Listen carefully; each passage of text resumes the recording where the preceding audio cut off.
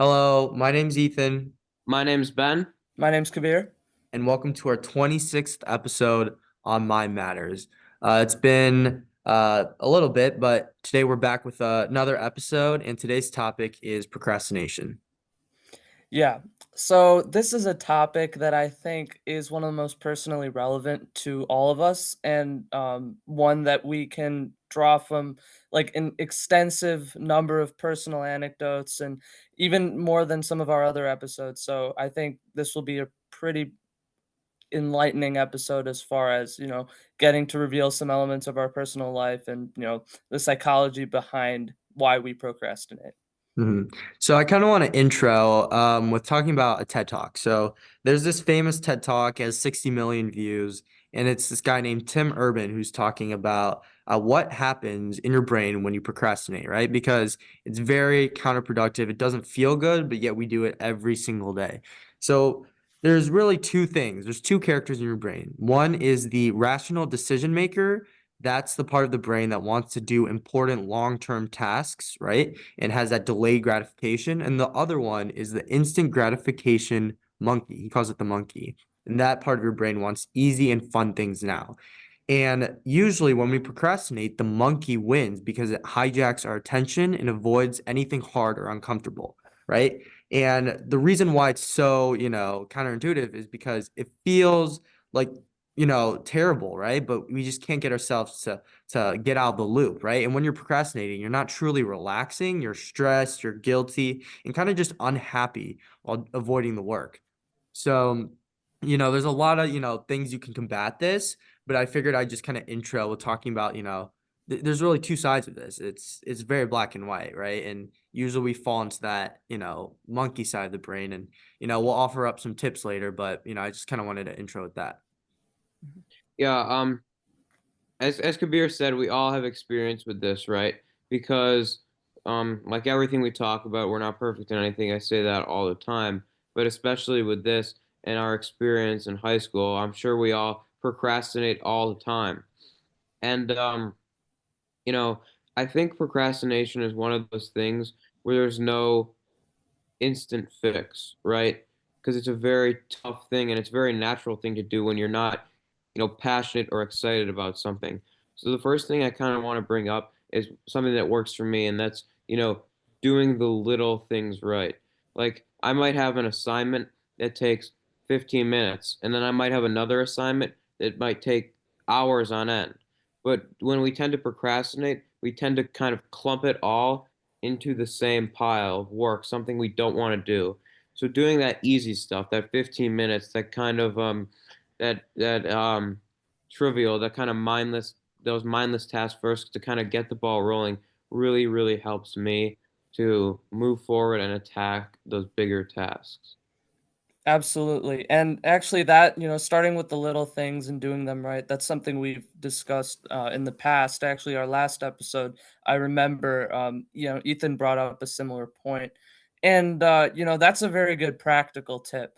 But for a brief moment, I kind of want to, go back and kind of look at kind of why procrastination exists, not just like in the practical sense, but less like the psychological sense, right? I think a lot, or at least in my experience, procrastination has a lot to do with my sense of identity, and particularly the way that I associate or the way that I associate myself with the work that I produce or the tasks that I complete. And what I mean by that is, when I have something to do or something that especially other people are going to be seeing and perhaps critiquing or judging, there's a certain element of pride or a sense of fulfillment in what you're doing that procrastination in the present moment, it feels like it'll help alleviate that sense of fear over, how good is this thing that I'm going to be doing? Do I have what it takes right now to go through with this? Procrastination is kind of the present self, the temporary sense of relief that you get from putting it off until a later moment. It's sort of a betrayal actually, to the person you're going to be in the future, because you realize you can rationalize the fact that in the future you're going to be regretting, putting off this, major task. But in the present, that seems like the only logical move, because it helps delay, the onset of that fear, or the onset of having to actually work and, put an effort to accomplish something that's a little bit risky maybe. So yeah, I think identity is a big factor in that, and something that's really been, uh you know it's been pretty instrumental in making me delay certain things in my life, or you know putting off tasks like that. It's very heavily identity based and pride based. Yeah, definitely. And it reminds me of a quote from um Jeff Bezos, actually. He said, stress doesn't come from working very hard. Stress comes from not working when you know you can control something um, that you want to achieve, right? So, when you're, sitting down, laying down, procrastinating, you're not really relaxing, like you said. It's, I think, actually the ultimate form of stress, because you're sitting there almost helplessly, right? But even when you're working and maybe you're struggling, you you sort of feel satisfied and fulfilled, because you know that this is part of the progress. This has to be done at some point. So you're kind of getting the pain, if you will, out of the way right now. And I think that's a feeling that needs to be, chased. And I think people know, right, that because everybody at some point has had to do work after procrastinating. And so I think people know that feeling of, doing work, and that kind of fulfillment that you get, that thing that I'm being productive. This is the best move on the chessboard. If your life is a chessboard, what is the best move I can make? This is all I can do. And that's the most, I think, fulfilling feeling. And when you're sitting down on the couch doing nothing, that's almost always the worst move on the chessboard, right? And I think chasing that feeling of knowing you're doing all you can is the best thing. And those are the little wins that help you move forward and make tremendous amount of progress. Hmm. Well said. And something else that kind of helps me, it's kind of similar, but I know we kind of mentioned it, with deadlines, right? So I know, Kabir, for you, like, you save things to the last minute, and that's when you do your best work, right? Mhm. But I know that's something you're working on, and something for me that really helps to kind of avoid doing that is, let's say I have a deadline, right? That's like in a week or something more, later in the future. But I want to do it sooner. I'll create like an artificial deadline, right? So I'll ask people to help me, to keep me accountable. I'll, write things down, like have this done by tomorrow, like really setting these artificial deadlines so it's not really piling up.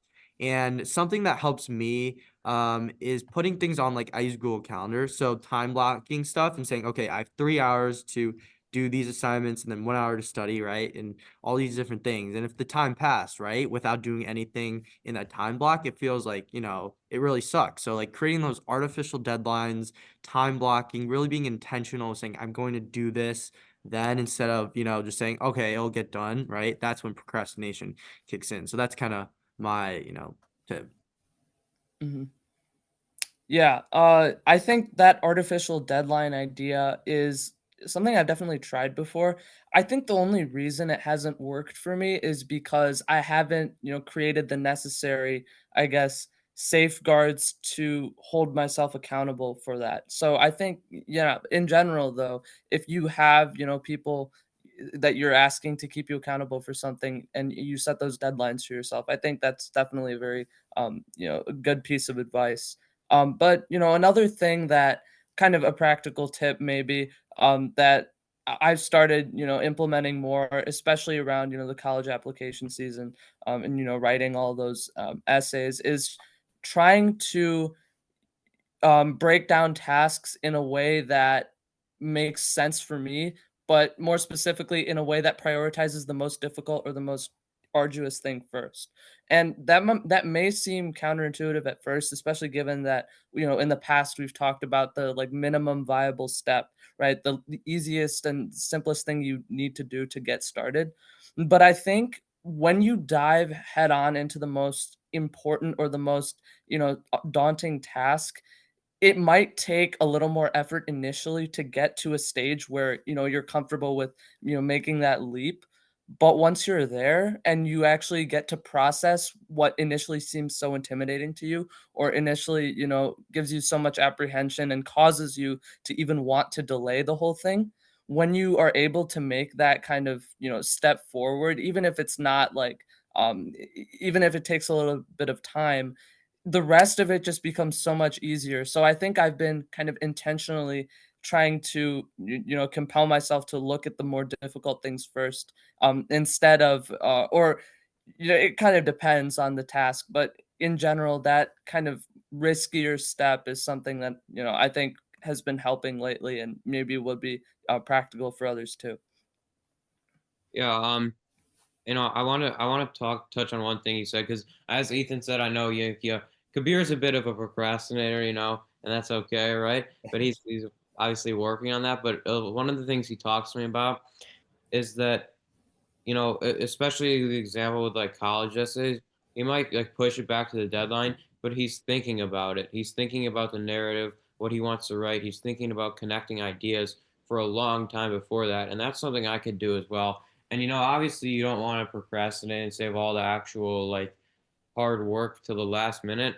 But if it's like a written task or something like that, just thinking about it, making connections in your brain really, really prepares you to like really have the ball rolling when you're doing that task.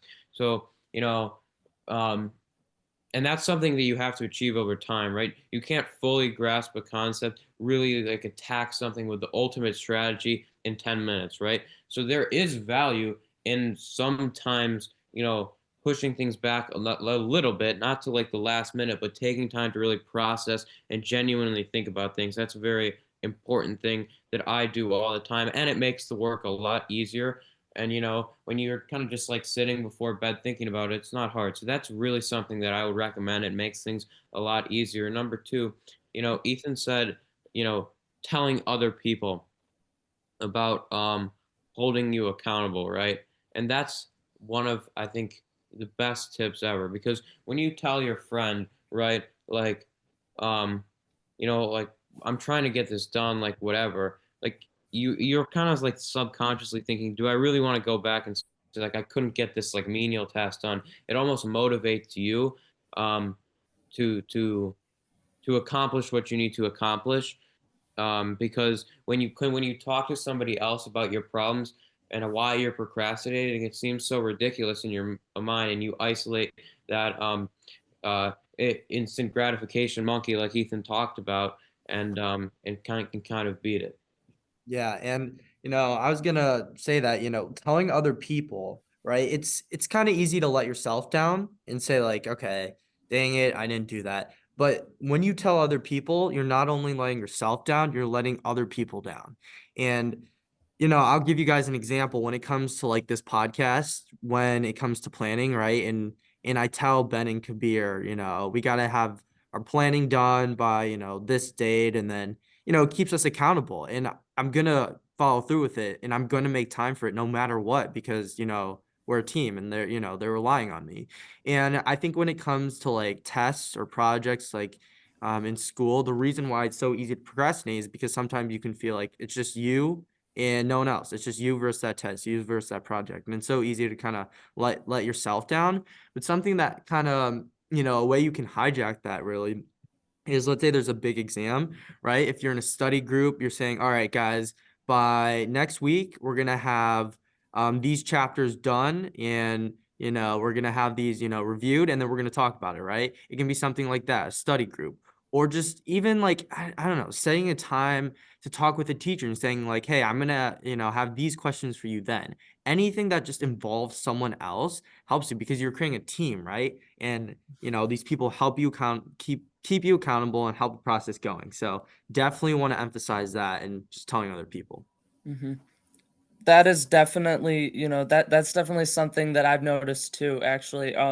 Last year, we had to do these things in our math class, called collaboratives, right? Which involved kind of working together with a group of people to, finish like a packet and then turn it in by a certain deadline. And typically, you know, when you create that like sense of mutual dependence when other people are, you're in a situation where everyone is involved and everyone needs to contribute to this project or to this assignment, it definitely puts an additional pressure on you and forces you to consider, hey, this may be personally convenient to put this off, but that sense of reliance, as Ethan you were talking about, that's definitely a very powerful motivator.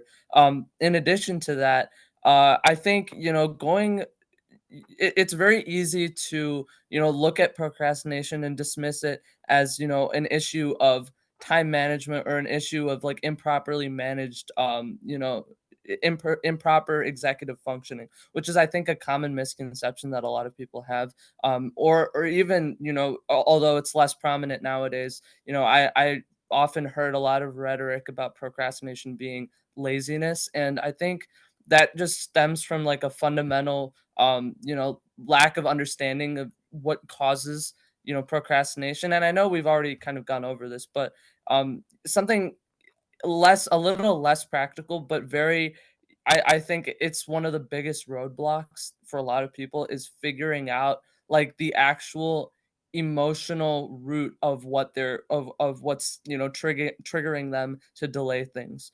And that initially sounds a little abstract, but when you think about it, when you look at a particular assignment that's due, or a particular big project, especially like it's the big things that I'm kind of talking about here.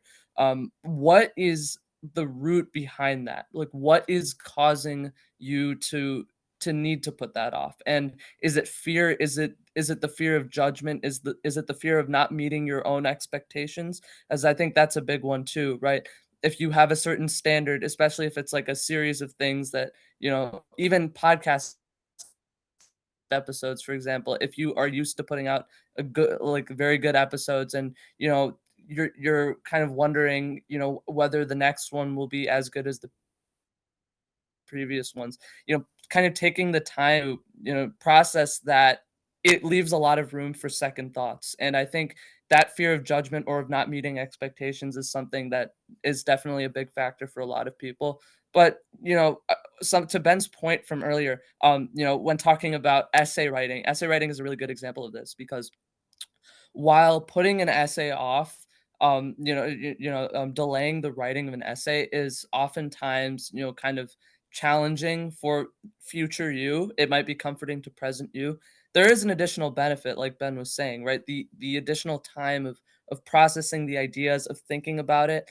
I mean, I would say like 80 to 90% of writing is not actually the when you're sitting down and typing it on the computer.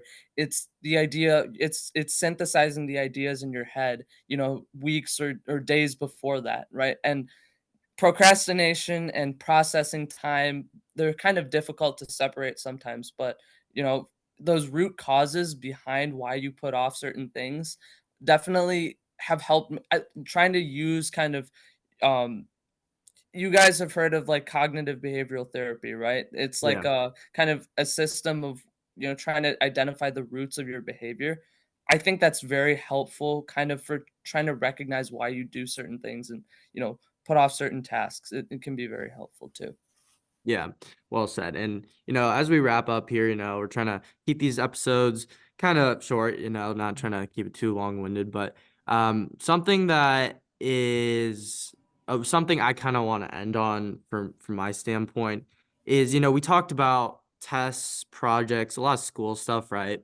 But in my opinion, in life, like that's very important. Your career, obviously very important, but something that I think is the most important, right, is relationships, health, right, family, that kind of stuff. And these are long-term goals with no deadlines. And that's what the TED Talk that Tim Urban talks about, that's why it went so viral. It's because with these long-term things like spending more time with my family, getting in shape, right? These things that don't have deadlines, that panic monkey or monster, it never shows up, right? There's no deadline. So it's never going to pop up and say, like, hey, you really got to do this. Take action now. Take action now. And that can just lead us to just, putting things off that like really matter in life. So I think in this case, it's a little bit different than what we've talked about today. But these are the things that we really got to think about, right? When am I just putting these things off that really matter because they don't have a deadline? And a tip that I have to kind of, work on this is make them visible, these life goals. So don't just say I want to get in shape or I want to spend time with my family more. Like write it down somewhere. Say like by this date I need to get into this shape, or this week I want to lose this many pounds, right? Or I'm gonna, schedule like a fun little outing, right, with one of my friends or family, right? Do take action and make them visible because that panic monster is never gonna show up. So you're never gonna take action just by like, from a physiological standpoint, right? You really got to be intentional. And if you're feeling, inspired right now, I'd really, tell you to go like write it down, make it visible, put it right above your computer or your desk and be like, this is something that I'll never feel the urgency until it's too late, right? So I really gotta, write it down and work on it.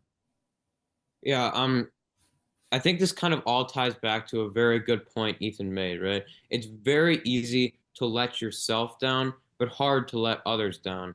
And to kind of, there's like no way to beat procrastination because it's so natural.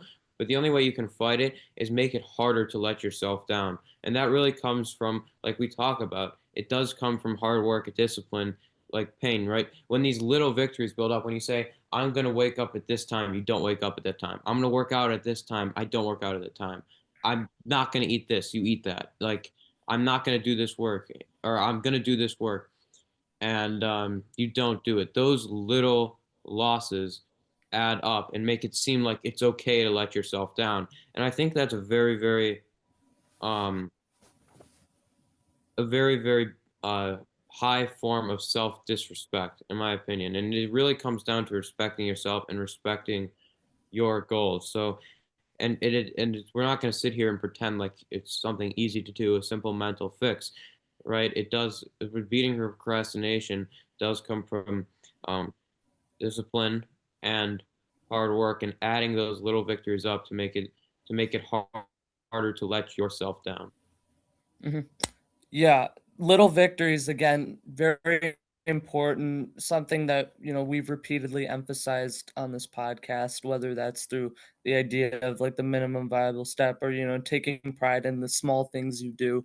But to Ethan's point about kind of big life goals, that kind of resonated with me because yeah, there's no external, deadline or there's no compulsion to do anything really in life that involves like, big goals like buying a house or a car or getting married, or things like that. It's all internally motivated, and whether it's not like a school assignment where you actually have, safeguards built in place for that. And so, the procrastination monkey never shows up. I think that's a really good, way of putting it. But I think kind of what that ties into is an idea that, we've kind of talked about on the podcast, but like your future self. I think visualizing where you want to be in life is kind of one of the more, macro ways of combating procrastination, even if it's not as, applicable on a day-to-day basis. The idea of, self-actualization, or visualizing, the person that you're trying to be based on, the trajectory of your current actions, can be one of the more, powerful long-term ways to, kind of oppose your tendency to favor your present self. Because I think that's what procrastination is, right? It's a very fleeting, prioritization of who you are right now over the kind of person over, future you. And take kind of look at what, your current progress looks like. Oh, I'm not, fulfilling this certain goal, and trying to kind of map out what that would mean for your future, whether or not you're gonna, take this step to, accomplish a certain task. It can be very helpful to see maybe how destructive your current, habits might be, or to see how you might be able to mitigate that, right? And achieve some kind of future goal or plan. So I think, yeah, procrastination is definitely, a very, temporary solution to a very long-term problem, and just taking that time to go to see future you and to prioritize future you and kind of put present you in the back seat. That's kind of been something I've been working on recently as far as, getting past procrastination, even though maybe that's not as a possible thing to do. Yeah, well said. You know, I think we hit on a lot of things today, kind of like, why procrastination is a problem and some tips to combat that. But really, like, if you're listening to this and you feel like overwhelmed, just know like we all struggle with it. That's the point of this podcast, right? We're trying to show that it's normal to, struggle with procrastination and, just start small, right? Like, don't feel like this impending sense of doom. Like, just start small, try to work on getting better at it every single day. That's what I'm trying to do. And yeah, I think, if you can start there and trying to get the ball rolling in the right direction, it's really the best thing you can do. So, Ben, Kabir, anything else as we wrap up here? Yeah, I think Mhm. that's a great point. And I just say, like, like we emphasize, we're not perfect at this in any regard. That's why we have so many, experiences to talk about because we've had so many failures, really, realistically, with procrastination. But, we've had, some success. And, I think that shows that these like little victories, like we talk about, these little strategies do work if they're applied with consistency and discipline, and that can really be for anybody. So you're not going to wake if you're watching this, you struggle with progression. You're not going to wake up tomorrow and be great at not procrastinating and have an amazing work ethic. It's just not going to happen. But Mhm. I want you to believe, and we all want you to believe that over a period of time, you can make a huge difference. If we talk about 1% better every day, over a year, that's like 37 times Yeah. better. Like it just makes a huge difference. So, you Mhm.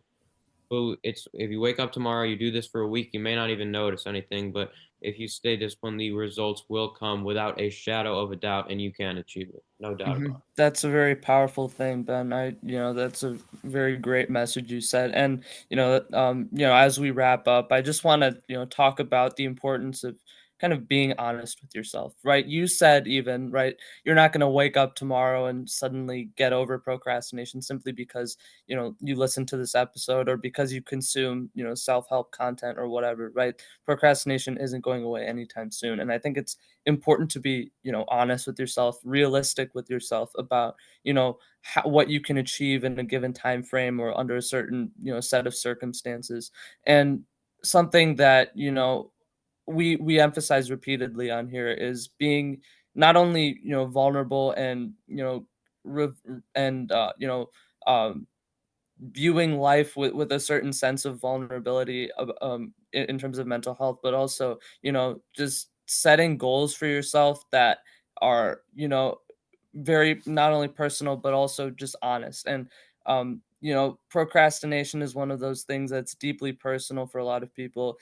As we talked about, involves identity, involves a bunch of different things, and just trying to get a sense of how to combat that involves lots of second thoughts, lots of complicated situations, and just you know none of us are perfect, as Ben said, right? We are all struggling with this. So if you or someone is dealing with some severe procrastination, just know that taking some of the steps that we've mentioned here, and also just kind of setting goals for yourself.